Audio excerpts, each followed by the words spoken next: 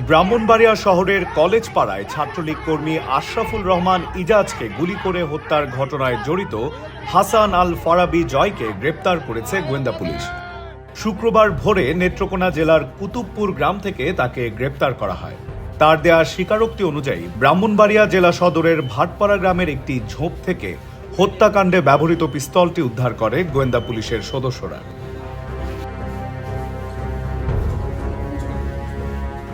আজ শনিবার দুপুর 12টার দিকে ব্রাহ্মণবাড়িয়ার পুলিশ সুপার কার্যালয়ে এক সংবাদ সম্মেলনে এই বিষয়ে বিস্তারিত তুলে ধরা হয়।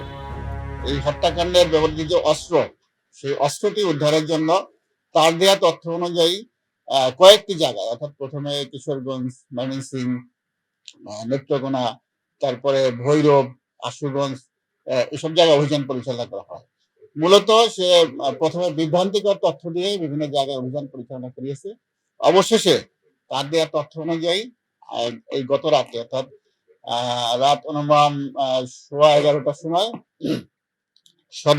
আমাদের সদর থানার ভাটপাড়া এলাকায় একটা ব্রিজের পাশে একটা ঝোপের মধ্যে থেকে এই অস্ত্রটি তার দেখানো মতে এবং স্থানীয় লোকজনের সামনে জব্দ করা হয়।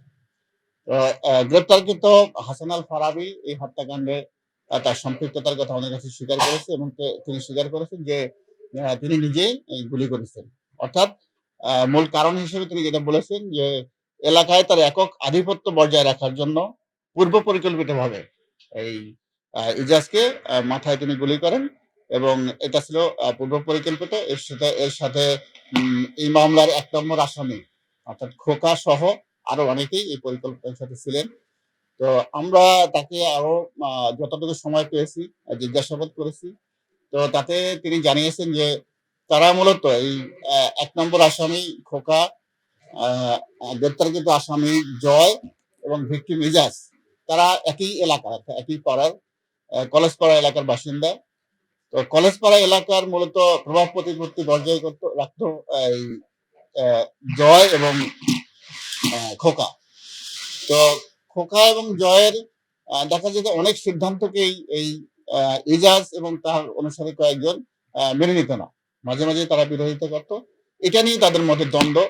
তো এক পর্যায়ে এই দ্বন্দ্বটা চরম আকার ধারণ করে। তখন খোকা, এই জয় এবং তাদের মধ্যে যারা ছিল তাদের অনুসারী, তারা চিন্তা করে যে ওকে একটা চরম শিক্ষা দিতে হবে।